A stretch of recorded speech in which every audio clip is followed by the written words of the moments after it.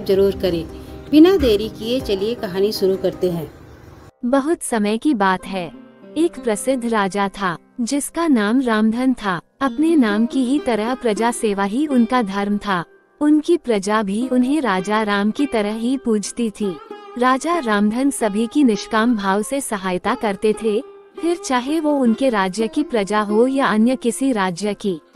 उनकी ख्याति सर्वत्र थी। उनके दानी स्वभाव और व्यवहार के गुणगान उनके शत्रु राजा तक करते थे।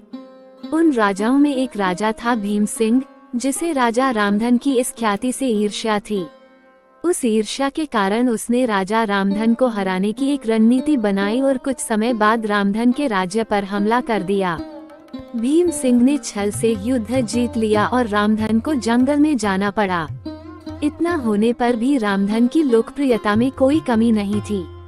हर जगह उन्हीं की बातें चलती थीं, जिससे भीम सिंह को चैन न था। उसने राजा रामधन को मृत्युदंड देने का फैसला किया। उसने ऐलान किया कि जो राजा रामधन को पकड़कर उसके सामने लाएगा, वो उसे 100 सोने की दीनार देगा।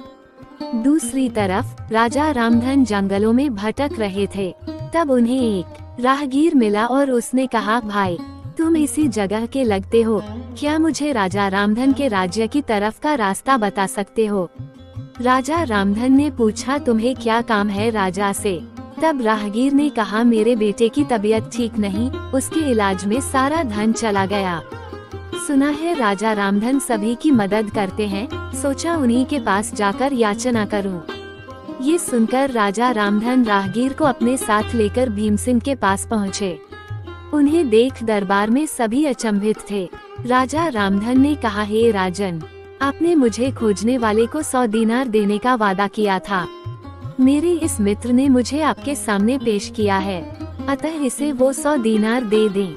ये सुनकर राजा भीम सिंह को एहसास हुआ कि राजा रामधन सच में कितने महान और दानी हैं और उसने अपनी गलती को स्वीकार किया। साथ ही राजा रामधन को उनका राज्य लौटा दिया और सदा उनके दिखाए रास्ते पर चलने का फैसला किया। इस कहानी से हमें ये सीखने को मिलती है कि नेक कर्म करने से हमें हमेशा अच्छे परिणाम मिलते हैं।